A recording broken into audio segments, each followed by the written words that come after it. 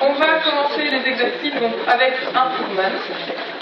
Donc là, on vous dit directement quelle procédure vous allez devoir appliquer. Voilà. L'idée à l'examen, de nouveau, c'est que vous allez juste avoir l'énoncé et le tableau et que vous devez savoir vous-même ce que vous allez appliquer comme geste. Okay. Donc on va passer sur les énoncés systématiquement pour que vous puissiez voir un peu ce qui vous permet de savoir ce que vous allez faire comme geste.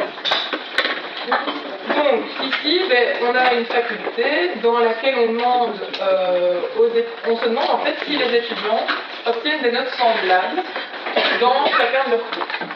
D'accord.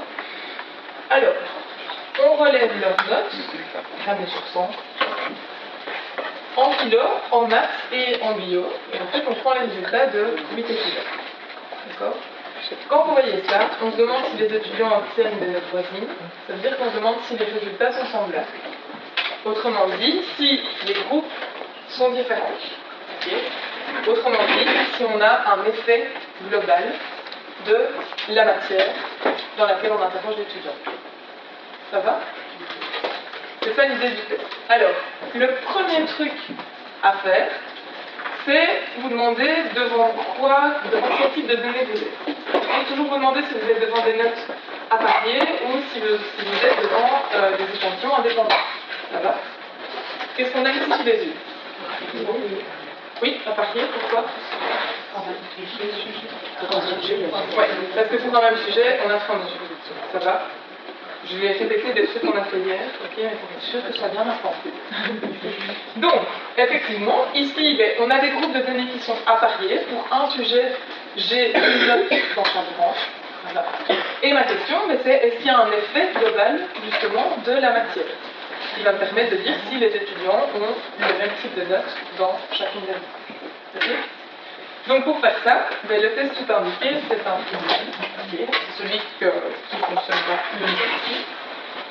Et qu'est-ce qu'on va faire sur ces données? La première chose à faire, ça va être de dresser un tableau des rangs par ligne.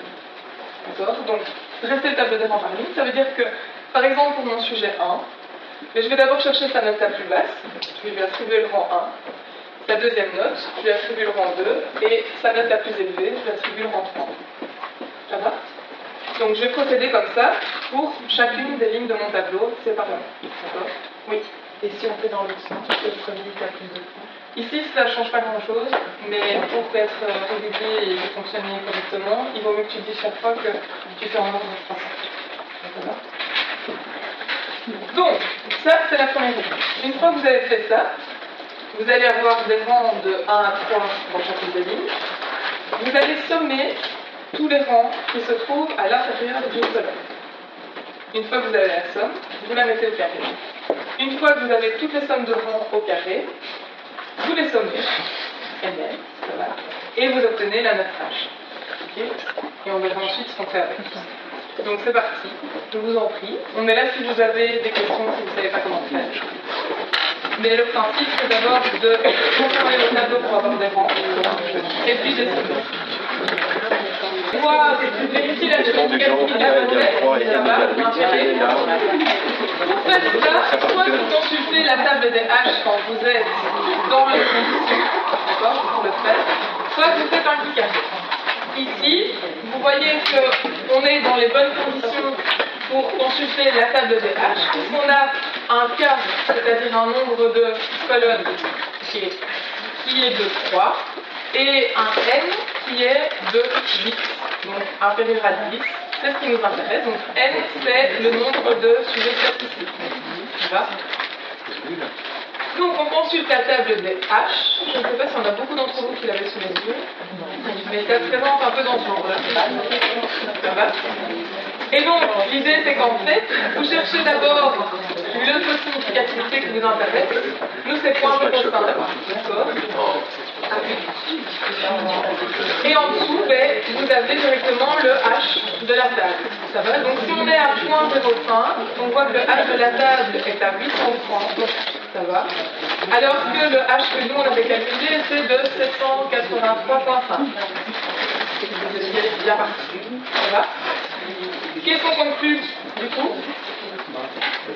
C'est non significatif, donc Qu'est-ce qu'on fait l'hypothèse nulle? On accepte l'hypothèse nulle et on conclut qu'il n'y a pas d'effet de la matière. Okay. Autrement dit, les étudiants sont bons dans chacune des matières. Ça va? On vous a mis des conclusions qui sont un peu plus longues, qui ne sont pas celles qu'on vous demande de formuler, ça va, mais qui peuvent vous aider quand vous faites les exercices, si c'est nécessaire. Est-ce que ça va pour le feedback? Okay, donc là, c'est vraiment le test qui vous permet de travailler sur l'effet global d'une variable importante.